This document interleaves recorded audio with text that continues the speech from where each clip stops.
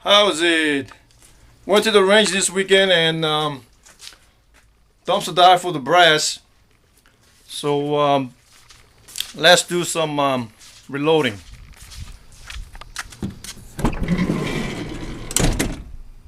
Here is the bucket of brass that I got, and I will segregate about the calipers. And let's do the 45. 45 auto is 99 years old, but it is an excellent cartridge for the home defense and target shooting. However, it is not a easy caliber to learn. Once you master it, you have to keep it up. If you don't, you'll lose it. First, what I do is I segregate the case by the manufacturer and the manufacturing date and the lot number if it's known. There's military cases and commercial cases. So we're going to do the military case because it takes one extra step. First method, I clean the cases using the treated corn cob media or the crushed walnut. Second and third method requires washing the case and drying it. So let's go to the kitchen. Alright, the second method that I use is the mildly abrasive Bon Ami mixed with the treated corn cob. And if not, then I used the ISSO case cleaner. It's a chemical. Again, the cases, because the cases are under dark, doesn't mean that it's unserviceable. All you need is the good cleaning. Usually the instruction that came with the ISSO cleaner is that you put it into the chemical about 2 to 3 minutes. But I'm going to show you how fast this thing cleans by just dunking into the solution. As you can see now, the case is cleaned.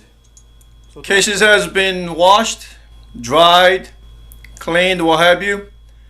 And the next step is the case inspection. So let's go back to garage. Now that the cases has been cleaned, so we're going to inspect the cases for the serviceability. Here is the sample cases, and let's inspect the cases. 45 auto cases, head spaces on the case mouth, so case length is very critical. And the first thing here we'll see is that 2 on the right has a small pistol primer. Normal, the 45 auto uses large pistol primers, and the manufacturer says that do not reload these small pistol primer cases. So we're going to follow their instructions. We're going to chuck into the scrap metal, and please don't shoot the messenger. And here we have cases with the split cases like this. It's unserviceable because the case preparation is very important. The case is as strong as the firearm that it's going to be used in. So we don't want to use these. This is unserviceable. Here you see the case with a small crack.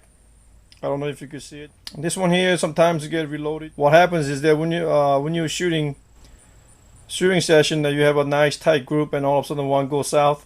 Well, this is why. So you have to inspect the cases very carefully. So this is unserviceable. This one got caught between the slide and the barrel, and cannot be salvaged. So this is going to the scrap metal. Here's 3 cases that I have.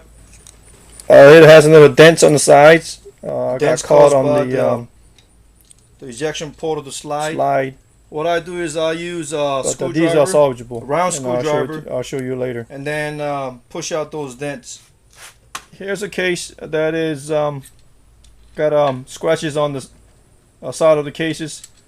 Yes, the tungsten carbide or the titanium nitride die is strong, but you need to clean the cases before you size it. This one here, because it got a lot of got scratched while sizing, I don't trust the integrity of the case, so this is going to the scrap this metal. has been pushed out. Second stage, I used the Person remove expander the invisible to crimp. clear out the case before sizing Yeah, the the case. material has been so much removed that this is unserviceable, because there might be a gas leakage around the primer pocket, will damage the slide for sure. So this is going to the scrap metal. Here we have the examples of You can see the military dented crimps, cases, round crimps fully serviceable. and triangular crimps. This is the regular 45 military case with the round crimp. This is a 223 Remington or 5.56 case with the round crimp. And this is a 30-06 M1 load. I believe it's called the M2 with the triangular crimp, Greek manufacturer. And then you see in the middle ones, you see the crimp removed. Correction, the primers are removed and the crimps are still in place. And ones that you see on the right is the one with the crimps removed. The tool that I use for these is chamfer and deburring tool. I call it the chamfering tool for short. I use this to remove the sharp edges and also the crimps. This one fits all the way up to 45 caliber, from 223 to 45 caliber, so I could do remove small and the large. And I'm going to give you a demonstration of a quick removing the large pistol crimp of a military case. Here the crimp, the primer has been removed and crimp's going to be removed as well. I'm using the chamfering tool right here, and all it takes is a slight force to remove it. It doesn't require a lot of materials to be removed, just a little bit, just like this. Here I have a round that I found at the range with the high primer. Probably this was loaded using the progressive reloader. As you can see, it's too late to see it catch it until you go out to the range. What happened is that this person failed to remove the primer pocket crimp, or didn't clean the primer pocket, so carbon got built up, and so now you have a high primer. It's almost like primer never went in. Alrighty then. After checking cases for the serviceability, next step in case prep is sizing the case. Adjusting the sizer and decapping die. I only set it up to removing the primer pocket crimps. bulge of the case, so my shareholder never touches the cleaning the primer pockets. sizer die. Then measure every cases and segregate the long cases for slow fire and short cases for time and rapid fire.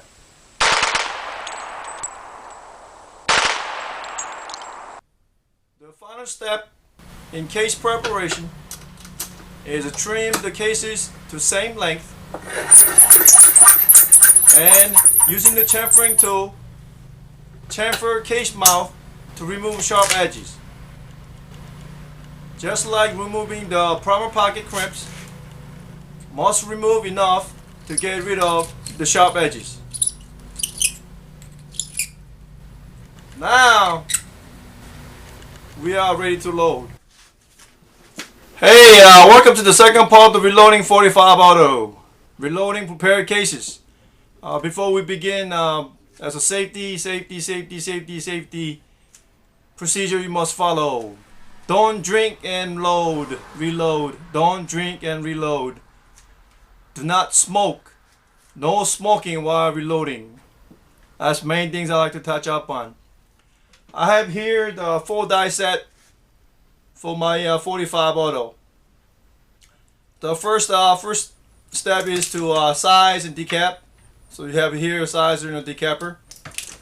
And the second one is the expander die. Expander die flares the case mouth for easy seating of the bullets, especially cast lead bullets, which I use. And also on upstroke, it sits a new primer. The third step is seating the bullet. You seat the bullet after the cases are charged and after you check for if there's no charge or less charge or double charge. You have to visually inspect the cases for the gunpowders or gunpowder level. And after the bullet is seated, and then the fourth step, the last step, is the crimping to finish the round. If you have a 3 die set, so you could do that on the 3rd die. However, I like to apply the crimp on the 4th die. The reason being is because most of my cases, they are short. So this die set right here is a setup for cases for 22.50 millimeter 45 cases that I have. In the beginning, 45 auto has spaces on the case mouth. Nominal bullet diameter for the 45 auto is 0.451 inch, and the 0.452 inch can be used if it does not budge the case where you won't chamber. As you can see, this is the short case that went well below the barrel hood. This is the barrel hood, and only thing this round is really holding will be the extractor. So do not ask great accuracy out of these. One good example is the full metal jacketed load to the maximum bolt length, and it is chambered below the barrel hood.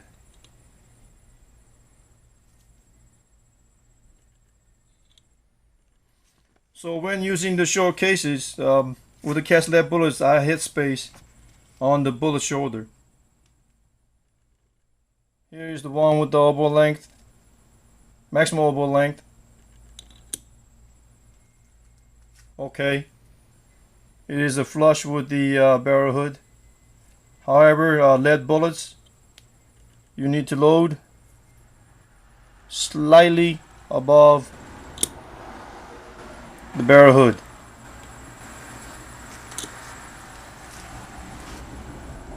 That's the highest I would sit the cast bullet. No, too high. No, too high. It will cause a stoppage. This is how I reload my 45 auto. Is it working for me? Well, you be the judge.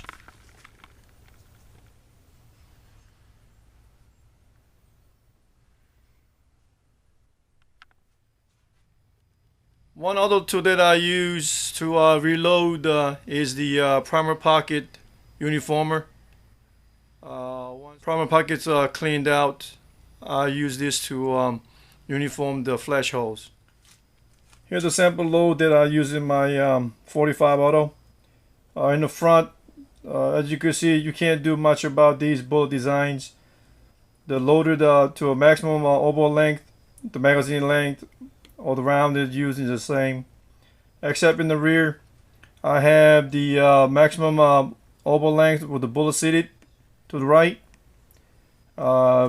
It won't feed, it will not chamber. And this one here in the middle one is the length, maximum length for the fitting to the magazine. However, that will also give you high seating into the chamber. Ones that I use is the on the left hand side. These are seated to slightly protrude